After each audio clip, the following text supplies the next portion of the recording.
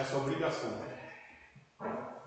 Não é algo que tem que vir, eu tenho que ter esse dom, eu tenho que... Não. Essa é a ordem do vídeo. Essa coisa. Tá?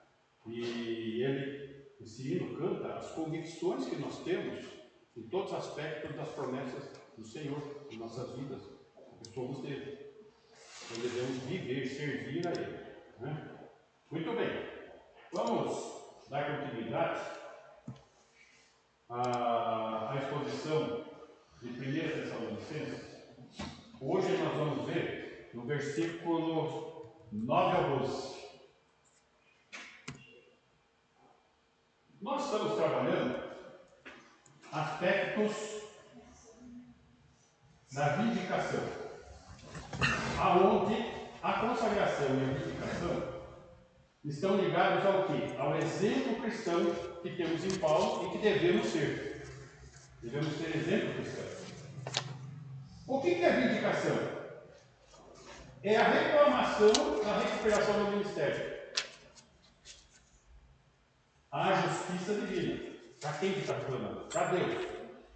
Julgando as ações humanas contrárias ao ministério da igreja local.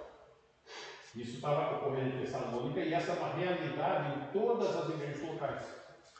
Precisamos estar lutando, porque o que é uma igreja local? O corpo de Cristo. O que é o corpo de Cristo? A família de Deus.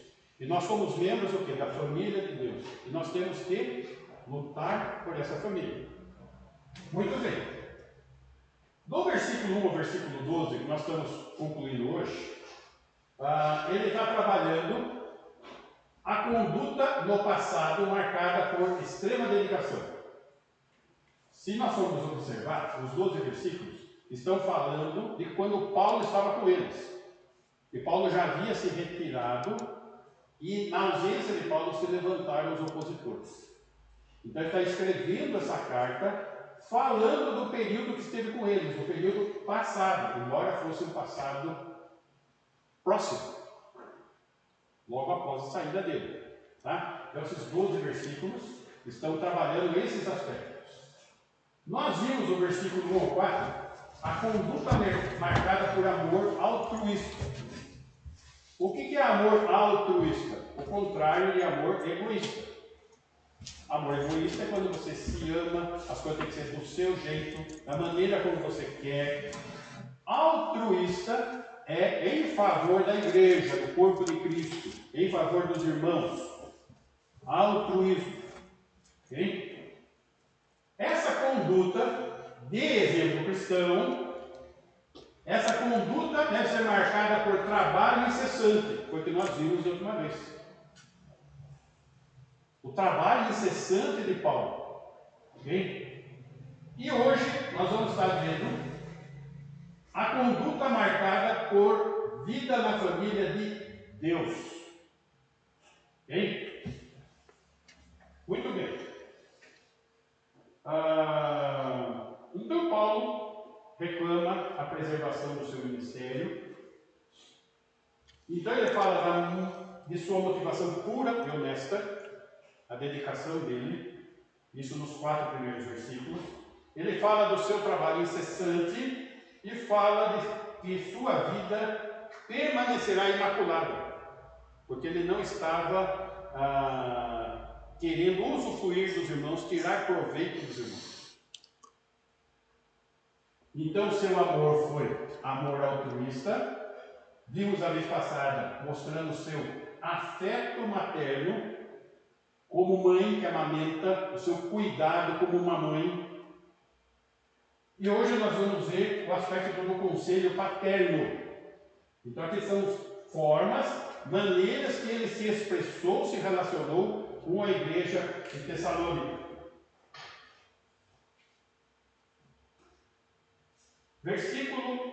Capítulo 2, versículo 7. Para começarmos a relembrar alguns tópicos. Embora pudéssemos, como enviados de Cristo, exigir de vós a nossa manutenção, ou seja, ele teve o ministério, não recebeu pelo ministério, não era assalariado, todavia nos tornamos carinhosos entre vós, qual ama e acaricia os próprios filhos. Então, embora ele tivesse o direito de ser sustentado pela igreja, ele abriu mão do direito porque ele amava e acariciava aquela igreja como uma mãe zela pelos próprios filhos. Esse é o exemplo que ele está dando. Versículo 11. E sabeis ainda de que maneira, como pai a seus filhos, a cada um de vós.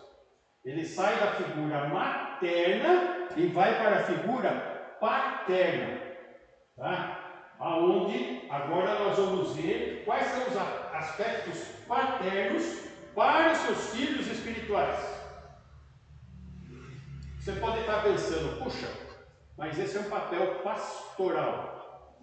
Cuidar dos filhos espirituais. Engano. Vamos lembrar. Paulo, ele está começando uma igreja. Essa igreja acabou de nascer. Ele está cuidando dos seus filhos na fé. Só que a ordem de evangelismo, de discipulado, de acompanhamento, não é só do pastor, é de todos. Domingo eu estive na igreja em Jundiaí. E o evangelista Joel esteve lá.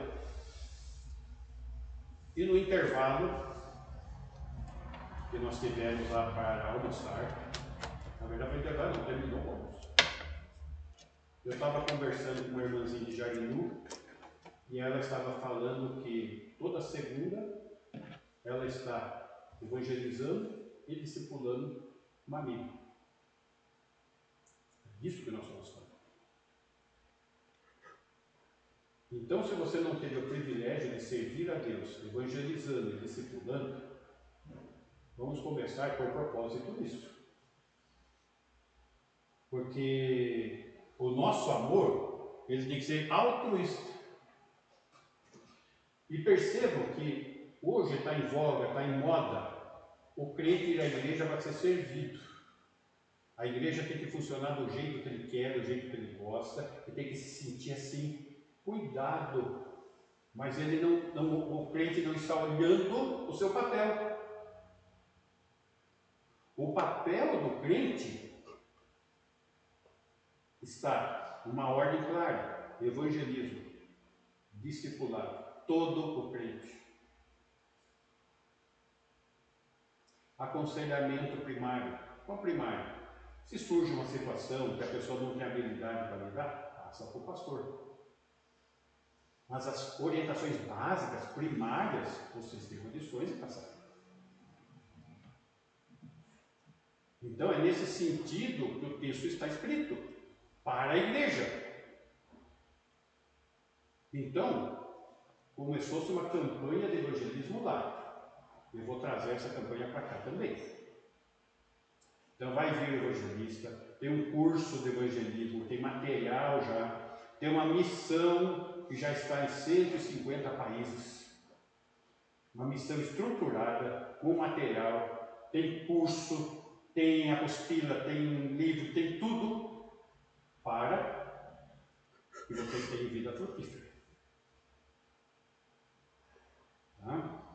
Muito bem. Paulo considerava-se então um pai espiritual, um pai dedicado, nós podemos dizer isso, aos cristãos de Tessalônica, e vamos lembrar que em Corinto também, ele sai de Tessalônica, vai para Corinto, tá?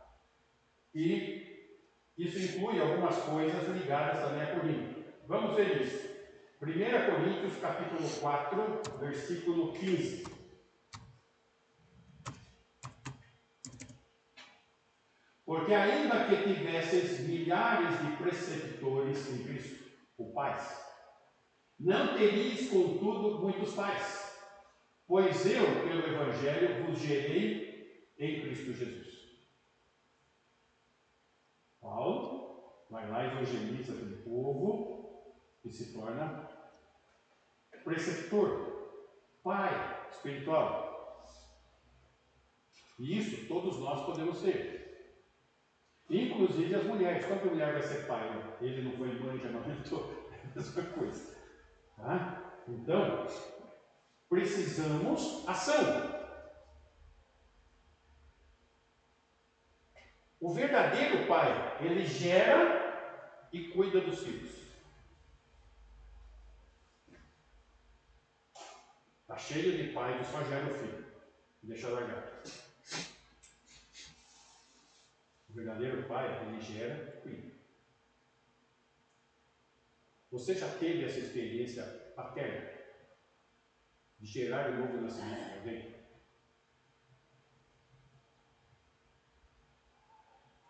Essa é uma questão. Por que os bancos estão assim, metade para lá vazio?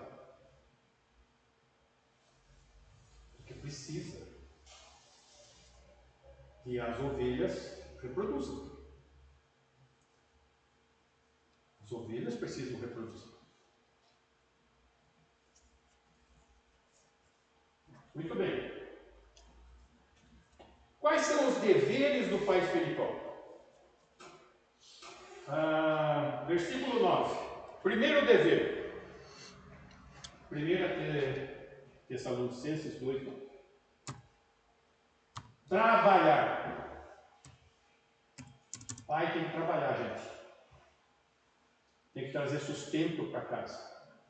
Espiritualmente, idem. Porque vos recordais, irmãos, do nosso labor e fadiga. Olha só o termo que ele está usando aqui. O que é labor? Labor é suar a camisa. É dar o sangue. É dedicação que leva à fadiga. O que é fadiga? Extremamente cansado. Fisicamente. E Paulo está falando essa questão do passado imediato. Vos recordais, quando eu estive aí, do nosso labor e fadiga, e de como noite e dia labutando para não vivermos à custa de nenhum de vós, vos proclamamos o Evangelho de Deus. Labor e fadiga, labutar, noite e dia. Noite e dia. Deus quer isso de nós? Quer. É uma ordem.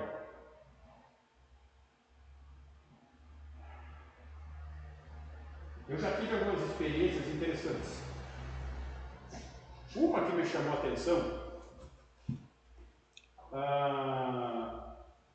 eu tinha que evangelizar um vendedor.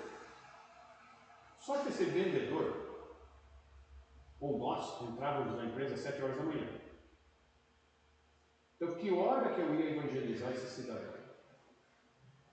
6 horas da manhã.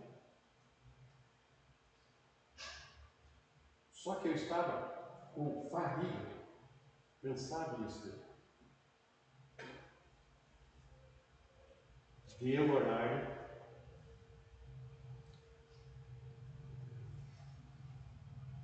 E eu escuto uma voz. Davi. E eu com o olho fechado, já vou. Mas espera um pouco, estava só eu e Maria, que podia ter voz de homem, masculino. Aí eu fico. Ele chamou de novo. Davi, estou indo.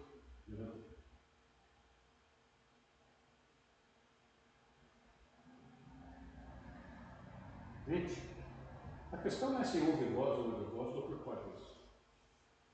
É o desejo do Senhor que faça isso.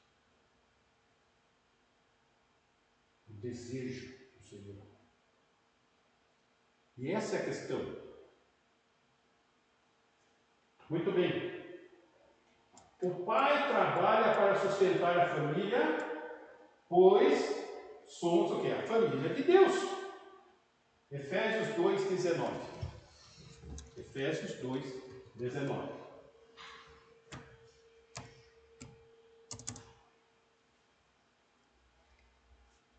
Assim já não sois estrangeiros e peregrinos, mas concidadãos dos santos e sois da família de Deus.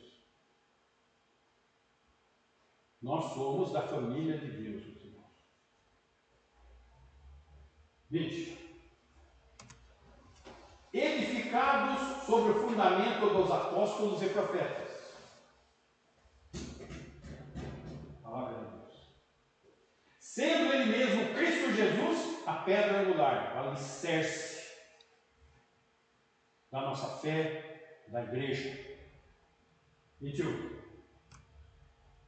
No qual todo edifício bem ajustado cresce para santuário dedicado ao Senhor. O edifício somos nós. E precisamos do que? Crescer para santuário, separados para Ele, dedicados para Ele. 22. No qual também vós juntamente estáis sendo edificados para a habitação de Deus o Espírito. Meus irmãos, nós somos habitados, selados pelo Espírito. Agora, se o Senhor Jesus fez essa promessa de dar o Espírito para estar em nós,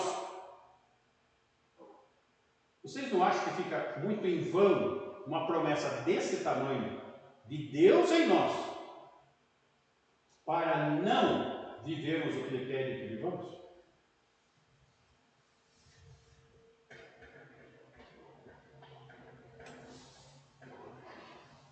Daí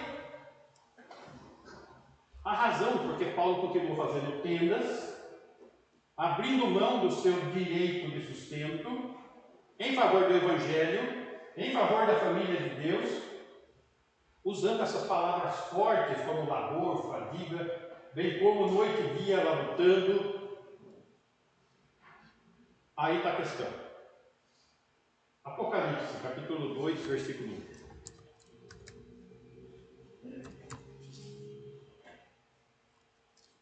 Apocalipse 2, 1.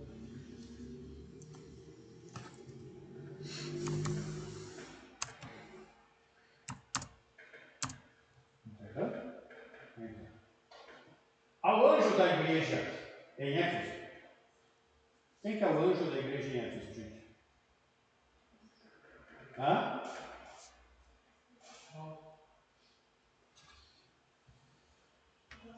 Paulo está escrevendo. O pastor da igreja. Olha que anjão que tem aqui.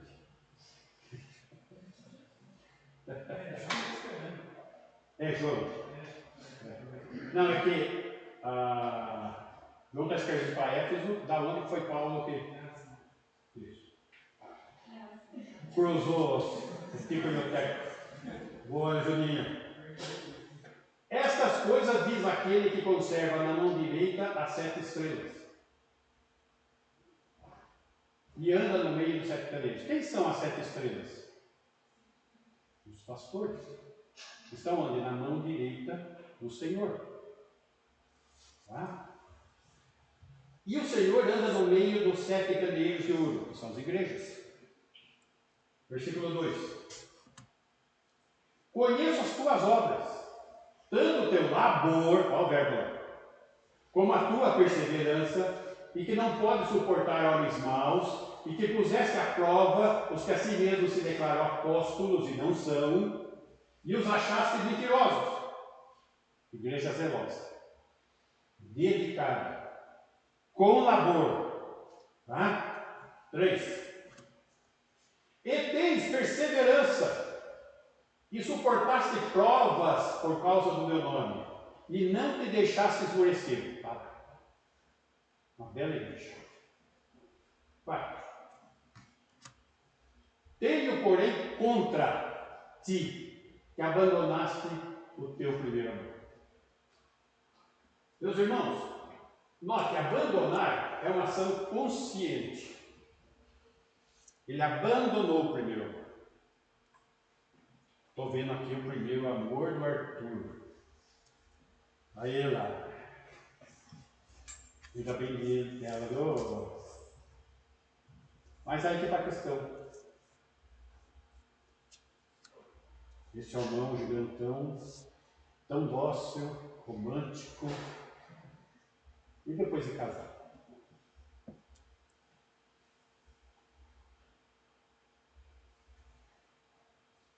Essa é a questão. As pessoas se convertem, tudo é novidade, tudo é vida nova, tudo depois vira uma rotina. Não tem romantismo, tem amor. Mas tem amor, tem luta. Imagina, casou, você vai trabalhar, ela vai cuidar da casa, tem amor. Você põe comida na casa, ela faz comida. E se ficar só nessa rotina?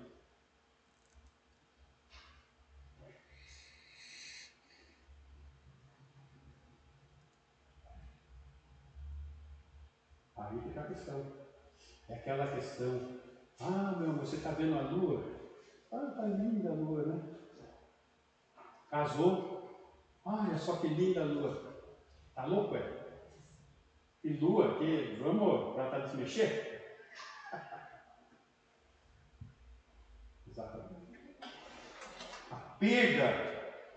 Só que essa perda não é exatamente a perda, é um abandono do primeiro amor. E o Senhor tem isso contra a igreja.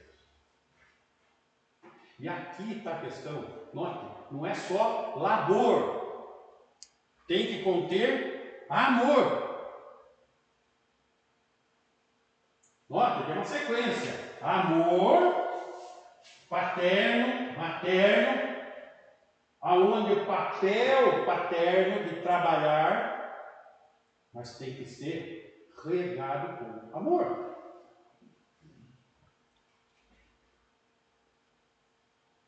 Qual outro dever do pai espiritual? Testemunho. Meus irmãos, criar filhos. O grande problema que filhos dão para os pais é a incoerência que o filho está vendo dos pais. Aonde fala-se de Jesus, vai-se à igreja por causa de Jesus, mas só que o dia a dia não tem conformidade com aquilo. Então aí a gente começa a ter um problema de testemunho dentro de casa. E esse testemunho normalmente não para nesse ponto, ele vai para fora. Ele vai para o trabalho, ele chega até ir na igreja. E aqui então o testemunho é o segundo aspecto do dever do pai espiritual. Voltando lá, 1 Tessalonicenses 2:10.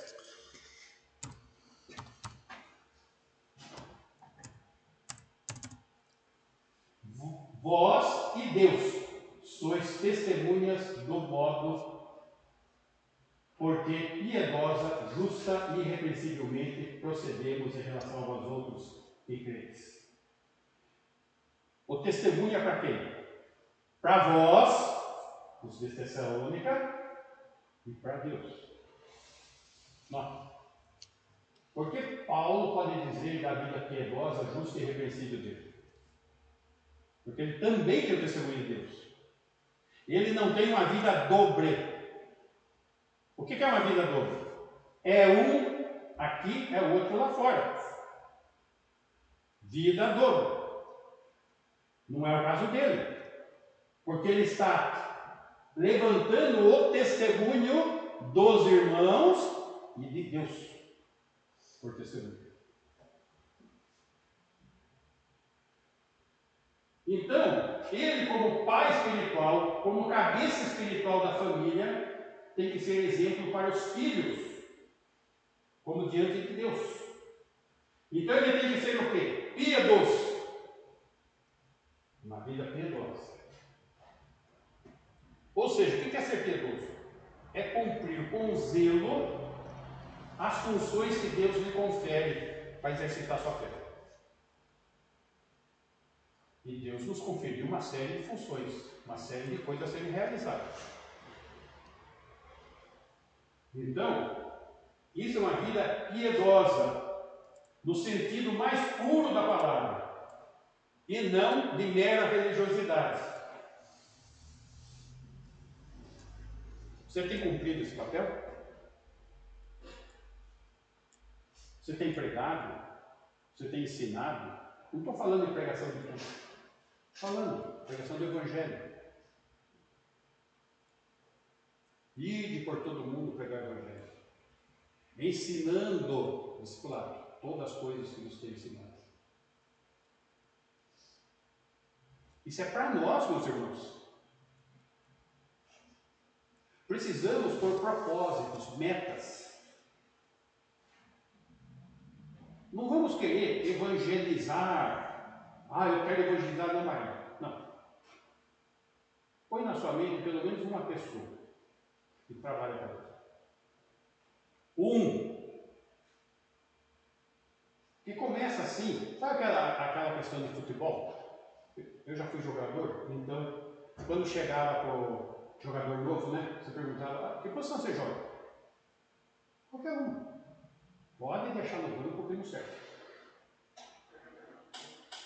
Quem joga em todas as posições é não. Não tem jogador que joga em todas as posições. Aí vou evangelizar a cidade inteira. Não vai. Você vai evangelizar quem? Foi a propósito.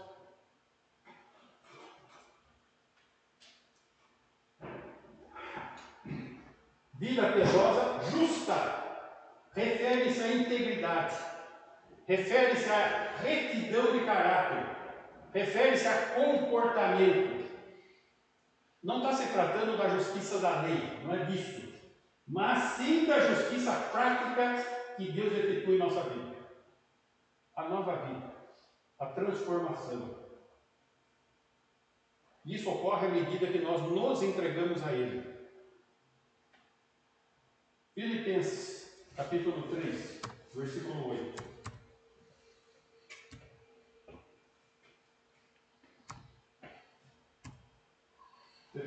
Filipenses 3, 8. Sim, deveras considero tudo como perda por causa da sublimidade do conhecimento de Cristo Jesus, meu Senhor, por amor do qual perdi todas as coisas e as considero como refúgio para ganhar a Cristo. Aqui está falando de Paulo. Ele abandonou o judaísmo, abandonou a carta branca dada pelo Sinédrio a ele, abandonou os privilégios. Imagina a projeção desse homem fazendo tendas comercialmente. Comércio rico, produtivo. Ele era uma pessoa projetada na sociedade. Discípulo de Gamaliel. E ele considerou tudo refúgio ou esterco para ganhar. Note que ele teve perdas sociais, materiais, financeiras, passou a ser perseguido, queriam matar ele, mas ele preferiu Cristo. Agora, será que nós temos que passar por essa situação? Até talvez. Eu tive uma vez na Paraíba, Campina Grande, e lá fomos montar declaração de fé e outros documentos da igreja. E tinha um rapaz lá que eu conheci, era um dos oficiais da igreja, lá no Nordeste. Eu falei, e aí, como você está na fé? Não, dentro do meu pai. Mas nós tivemos uma experiência muito dura. Qual foi? O meu pai, ele tinha uma pequena padaria. E antigamente, ele fazia o pão punha numa charrete, ia de casa em casa, e só tinha ele naquela cidade que fazia pão e ia de casa em casa. Ele se converteu. Logo que ele converteu, o povo já começou a reagir. Logo já surgiu um espertão que montou uma padaria, um espertão católico. Ninguém nunca mais comprou pão dele. E ele quebrou. Ele mandou a família para outra cidade para tentar resolver o problema ali. Ele acabou se matando.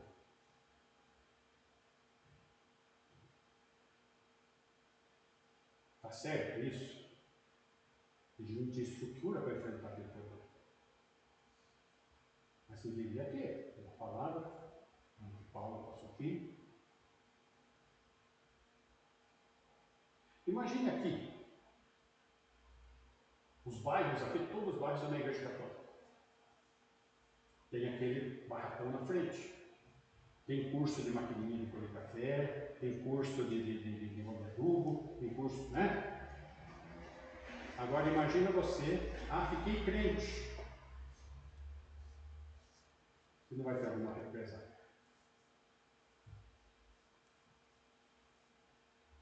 Sim? As pessoas têm medo disso. Eu fiquei quase 1 ano e meio indo na roça, aqui. Toda semana. Quase 2 anos. Toda semana. Mas quando chegou na hora de assumir o papel de entrega de vida, a comunidade não vai aceitar. Não vai.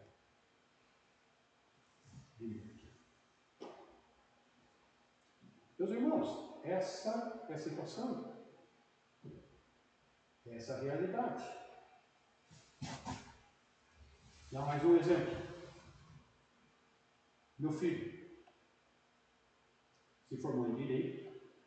Ele queria entrar numa grande empresa multinacional de escritório de advocacia. Eram 40 mil candidatos. Levou 1 ano e meio de testes e provas. E ele passou.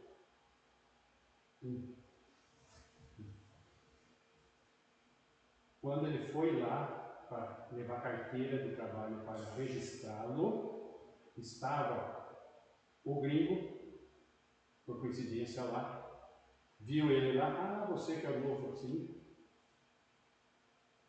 olhou a ficha dele, mas você é crente? Sim.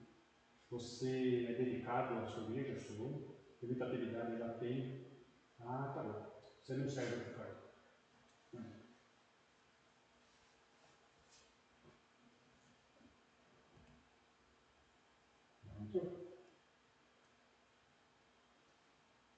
As coisas são dessa maneira. Mas tudo por amor a Cristo. Paulo está falando aqui. Muito bem. Estamos no versículo 8, 9.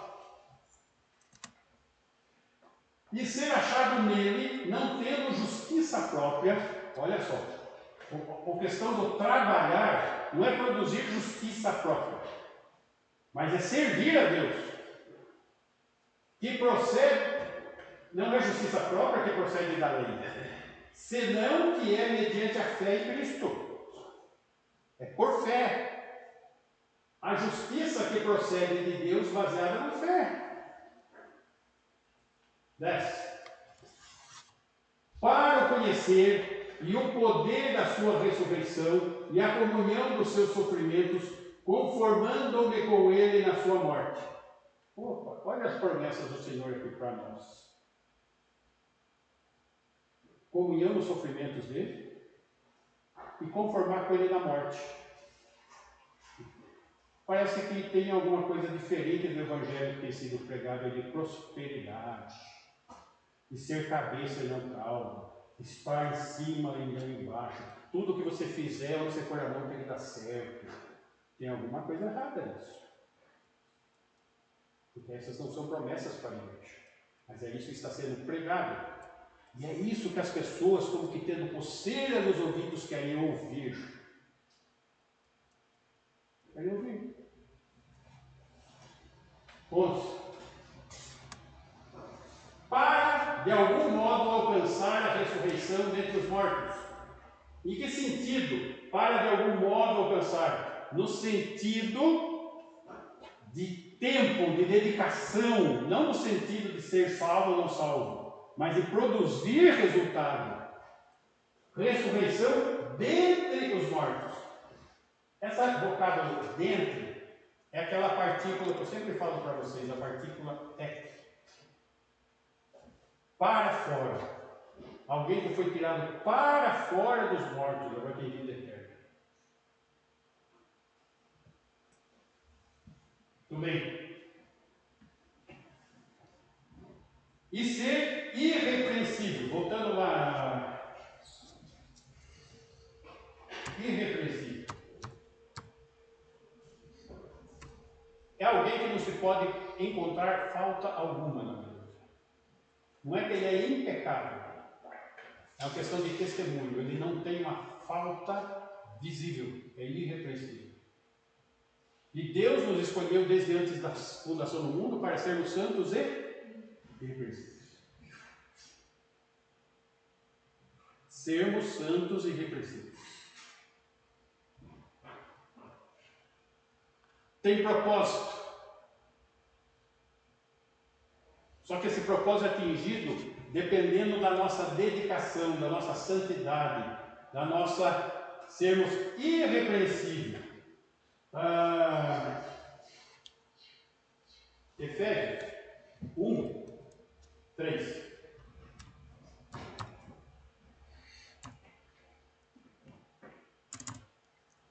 Bendito Deus e Pai de nosso Senhor Jesus Cristo, que nos tem abençoado com toda a sorte de bênção espiritual das regiões celestiais em Cristo. Destaco aqui o quê? Quem que é bendito? Deus Pai. Está falando de quem aqui? Deus Pai. E esse Deus Pai é Ele que derrama toda a sorte de bênção nas regiões celestiais. Muito bem, versículo 4. Assim como nos escolheu nele, no Pai, antes da fundação do mundo, para sermos santos e reconhecidos, perante Ele, perante o Pai. E em amor, continua no 5, e em amor nos predestinou. Ah, como que foi essa escolha? Em amor. Para Ele, para o Pai. Para a adoção de filhos. Éramos filhos do diabo, fomos feitos filhos de Deus. Por meio de Jesus Cristo, segundo o beneplácito de sua vontade, a imensa vontade benéfica, benevolente do Senhor. 6. Para louvor da glória de sua graça. Para louvor da glória do Pai. Então nós fomos chamados, escolhidos antes do mundo. Agora vamos ver essa questão. Romanos 8, 29. Romanos 8, 29. Porquanto, aos que de antemão conheceu, desde antes da fundação do mundo, também nos predestinou, é que o texto fala, para serem conformes o quê? A imagem de seu Filho. Quem que é para ser a imagem de seu Filho? Aquele que foi conhecido de antemão, que foi predestinado. Aqui temos mais um problema. Porque o sistema religioso fala que o homem é mais semelhança de Deus. Não. Aquele que crê inicia um processo de buscar ser mais semelhança de Deus. Ele está aqui. A fim de que ele seja primogênito entre muitos irmãos. O primeiro, a primícia dos que dormem. E ele, quem são os irmãos? São os que de antemão conheceu e predestinou. 30.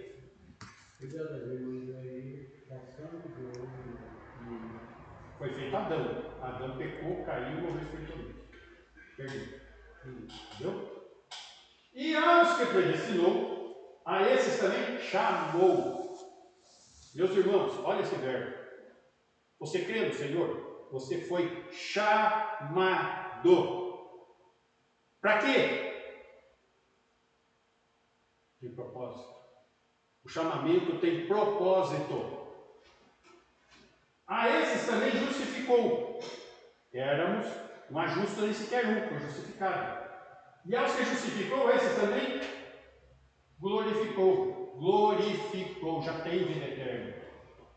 Já tem um corpo perfeito, como o dele.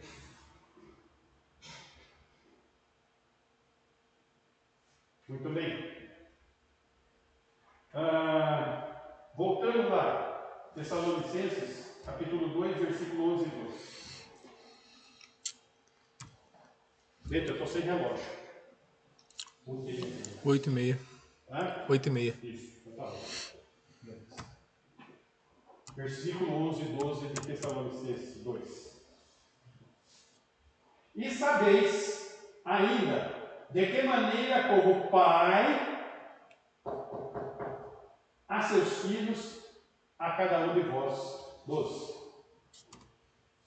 Exortamos, consolamos e admoestamos, para viverdes por modo digno de Deus, que vos chama, ó, vai chamar aqui, para o seu reino e glória.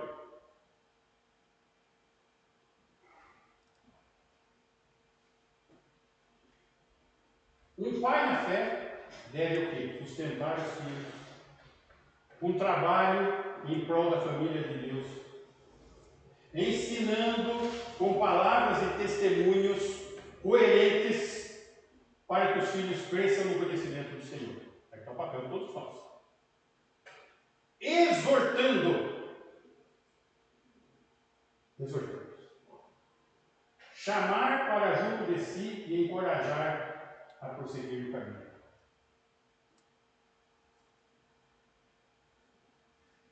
A exortação é algo necessário. Exortai-vos mutuamente, diz a palavra. Mutuamente, uns aos outros. Para incentivar a se manter no caminho.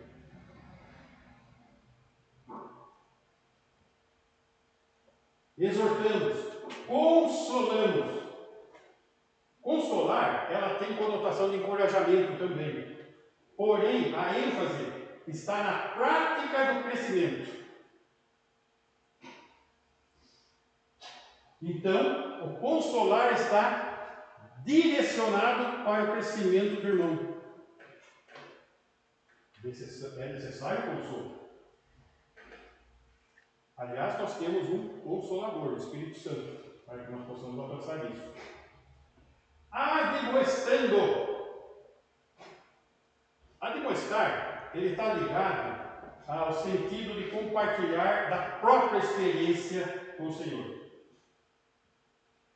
Por exemplo, passar por dificuldades para ter a capacidade de compartilhar do Senhor. Não foi isso que aconteceu com Paulo?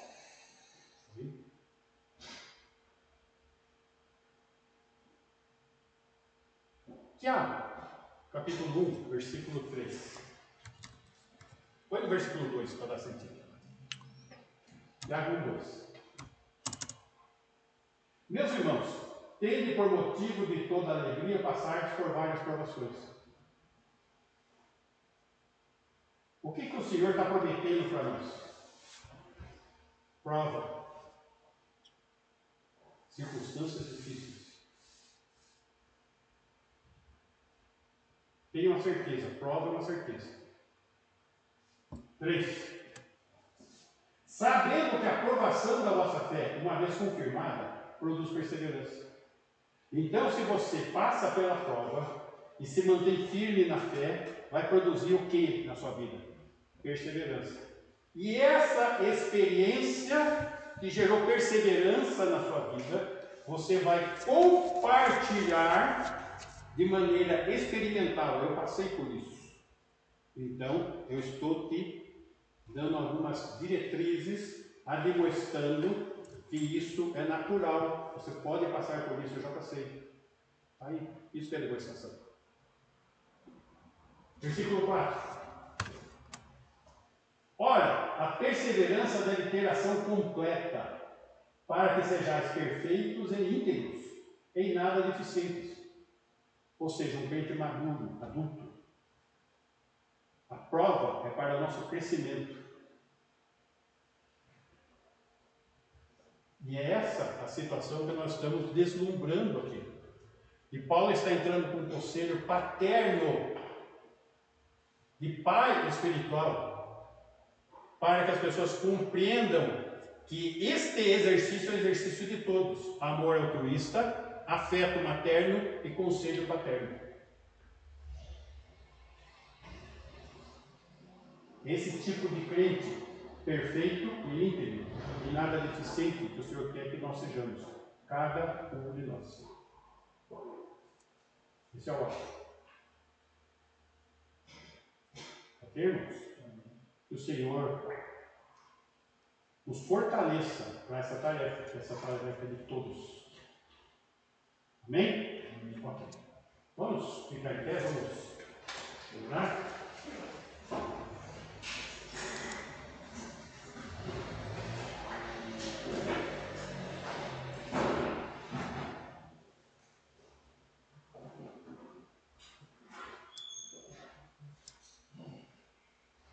Claudinha, faz essa oração.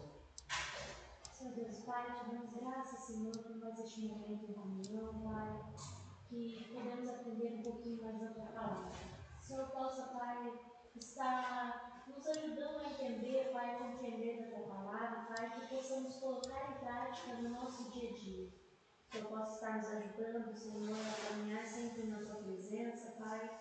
Te damos graças, Senhor, porque até aqui o Senhor tem nos sustentado, o Senhor tem nos ensinado, guardado e preservado, Senhor.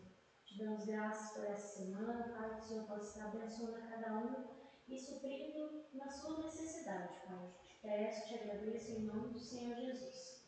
Amém.